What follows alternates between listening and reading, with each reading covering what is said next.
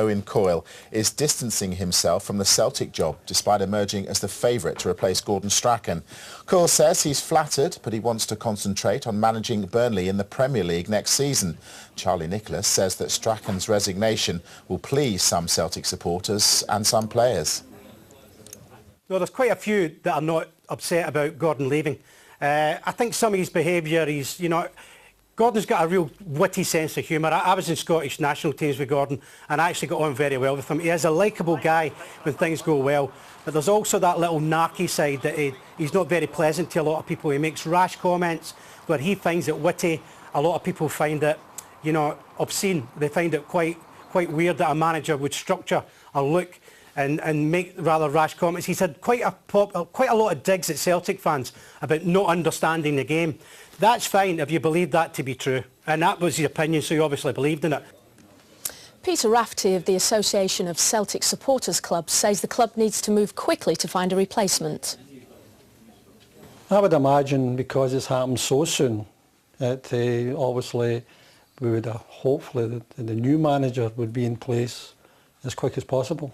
It's quite obvious now we've got a very early deadline to, for our team to get back into pre-season training for next season because we've got to pre-qualify for Europe, and that's very early in a new campaign.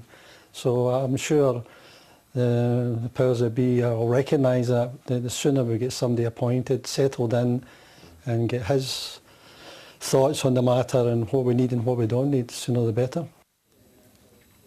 Well, Owen Coyle's the 2-1 favourite for the Celtic job, with Tony Mowbray at 5-2, Dundee boss Craig Levein an 8-1 shot, with Preston's Alan Irvine at 10s. Roy Keane's at 12-1, with Mark McGee, Slaven Bilic and John Collins all at 14-1. So Owen Coyle then says he's more interested in making sure Burnley get a foothold in the Premier League next season than managing Celtic. Burnley reached the top division for the first time in 33 years after they beat Sheffield United in the playoff final. Burnley looking forward to life in the Premier League and hoping they can hang on to the manager who's led them there. There's obviously a lot of planning to be done. We're going to mix it with some of the world's best players, and as we've seen in the Champions League, 3 out of 4 semi-finalists, it's the best league in the world. And again, little Burnley in there, but hey, we'll give it a go, and we'll still try and get the ball down, and we'll still try and play. The decisive goal, scored as early as the 13th minute, was one to grace the new Wembley. It's a terrific run by Wade Elliott. Now McCann joins the party. It's McCann for Burnley. Kilgallen, great challenge. Elliott! Oh yes! I feel blessed that I've been able to score the goal, to be honest.